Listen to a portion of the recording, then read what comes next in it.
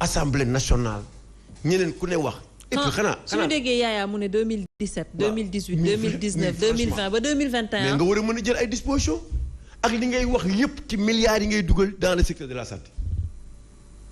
parfois mais c'est contradictoire milliards dont on parle mais fan la jaar ak ku ko jël ak pour kan la boo ñëwee fii ne la mais kenn xamul kenn xamul et puis professeur xanaa yow bu cas bi amee Louga nga jékki-jékki moo am Linguère xanaa di nga inspecté bo les structures sanitaires nga ne mais écoutez ce qui se passe là c'est grave xaaral ma xool lan la mais fa lañ ko fàttee ba il a fallu tey 11 liir faatu si ñu door a ñëw taxaw jël ay dispositions gis nga éducation santé bu ñu bàyyil politisation de ces secteurs là du dem fenn il faut que les plus méritants ñu leen di jël dañu war a bàyyi parce que tu es militant et il y en a beaucoup dans ce secteur da nga gis kenn ku am militant nekk dans l' éducation xamoo looy def nga nekk defal formation 1 mois wala 2 mois ñu dugal dans le secteur de l' éducation.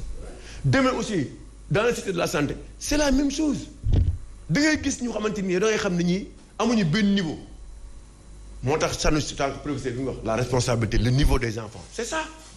parfois di nga gis ay professeurs yëpp da ngay xam ne ñii dañ ko bëgg c'est par amour sacerdoce la mais am na ñeneen ñoo xamante ni lii rek moo leen ci intéressé parce que nañ leen recruter la parce que nañ leen di recruter la c'est-à-dire que da ngay ñëw ñu recruter la nga def mais c'est du n'importe quoi. maintenant ñun aussi nous sommes des parents d'élèves ci population bi lañ bokk. te xam nañu à chaque fois que le peuple même parfois sax dañ leen di ñaan. parfois professeur wax ma ne ko professeur. waxuñu loolu mais dañ leen di ñaan parfois nga ne ma non sax nga ne ma defuñu sacrifice waaye dimbali ñu kërëb tu comprends ne leen dañ leen di ñaan parce que loolu la ñu mën a def parfois.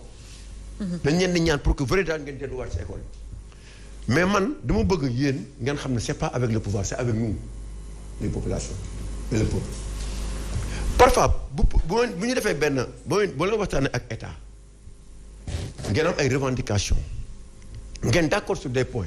dama bëgg parfois ngeen teel ñu rafraîchir la mémoire nga ne état baa ngi nii waxtaan nañu nee nañ lépp di indemnité bu ñëwee du ñu fay impôt daf ñuy dimbali ñun parfois mais tey bu ñu ñëwee waxtaan te ñun amuñu benn document bu wane ne indemnité yi nga xamante ni ne ñoom waxtaan nañ ko ak état bi dañuy wax ne lépp luñ ci dolli duñ ci dindi impôt ñun aussi du ñu am argument bu ñuy doxee parce que autant da ngay gis. état bi ñu génne benn document comme document bi nga yor man gis naa ko bi ñuy wax ci indemnité yi xam nga man tey bu ma gisee fii minimum maximum xaw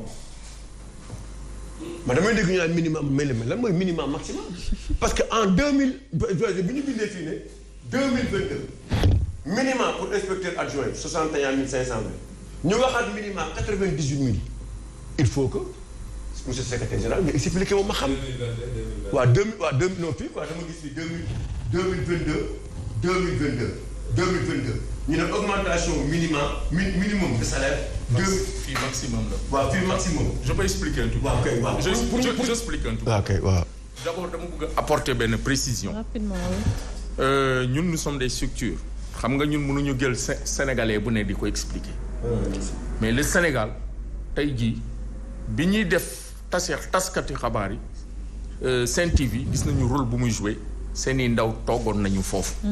documents yi ñëpp jot nañ ko Sénégal amul ku ko jotul mais lu ci gën a am solo mooy kuréel yu ëpp ndongo daara yi parents d'élèves yi ñu ngi toogoon foofu ñoo représenté woon ndongo daara yi fekkee ko def nañ conférence de presse lii dañ ko distribuer journalistes yëpp toute la presse est informée de ça.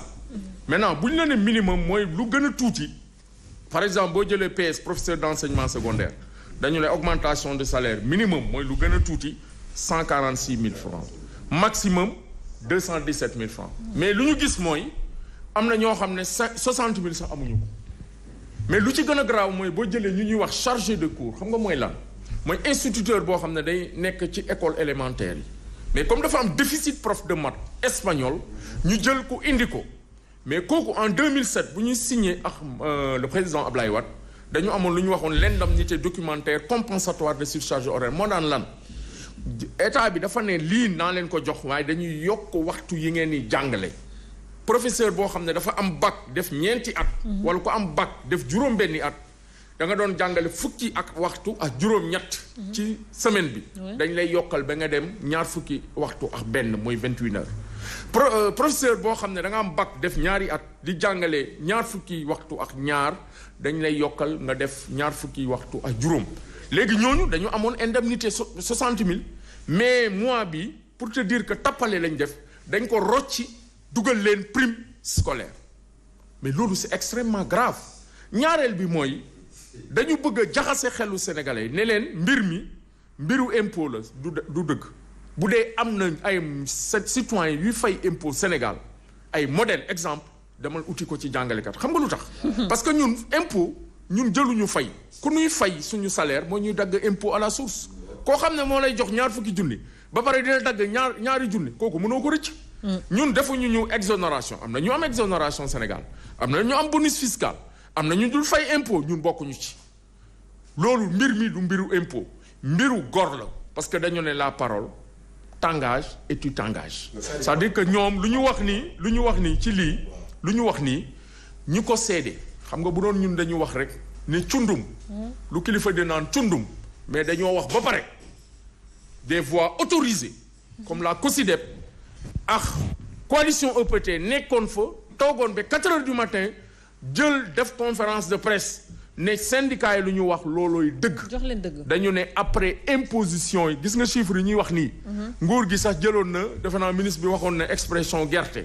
nee na kemb boo xoolee lépp benn collègue def ma ne non seulement xolliw ñu gerte gi joxuñu ñu kemb mais ngooñ sax dañ ñu ko joxaale. d'accord léegi nag loolu laa bëgg a expliquer mu leer.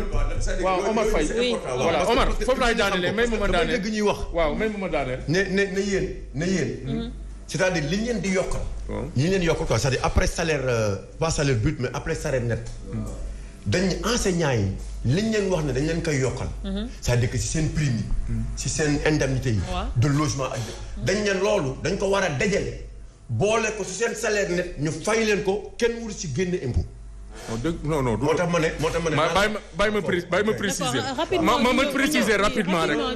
waaw ma joxe précision boobu. c'est important. c'est important xam nga tableau bi. lii ministère du budget boo xoolee dañu def DGB direction générale du budget ministère des finances et du budget. kii ministre Abdoulaye Daouda Diallo gis nga tableau bi ñun fii lañ ko jëlee. tableau bii moo nekk fii.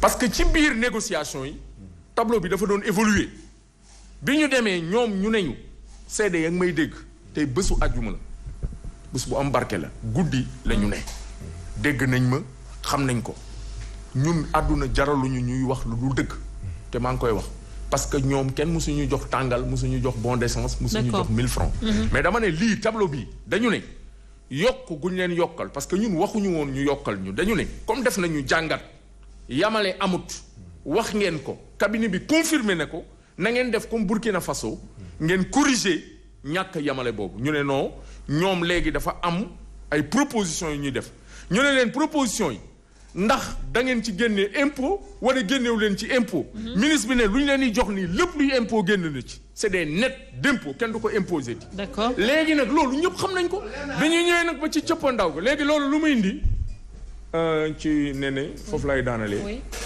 dafa indi une cassure dafa am sama benn collègue bu jigéen bu ma woo démb elle m'a envoyé un message terrible elle me dit j'ai jamais fait la grève et je l'assume musuma grève mais lii dafa ñaaw ci réew dafay indi démoralisation découragement désaffection du métier mais lu muy gën a indi mooy ñun lan la ñuy légué suñuy doom bu dee tey ñeme nañu taxaw xool sénégalais yi am courage du ruser à ce niveau de responsabilité santé éducation ak santé c'est des surpriorités doivent être des dépenses de souveraineté nationale réew mu bëgg a développé wu santé éducation sa gafa nga koy jëlee parce que ku la abal ay bët ne la fii ngay xoolee il faut mu leer nañ léegi nag lii leer na nguur gi respecté ko et loolu laa ci yokku prof EPS yi ils vont boycotter le bac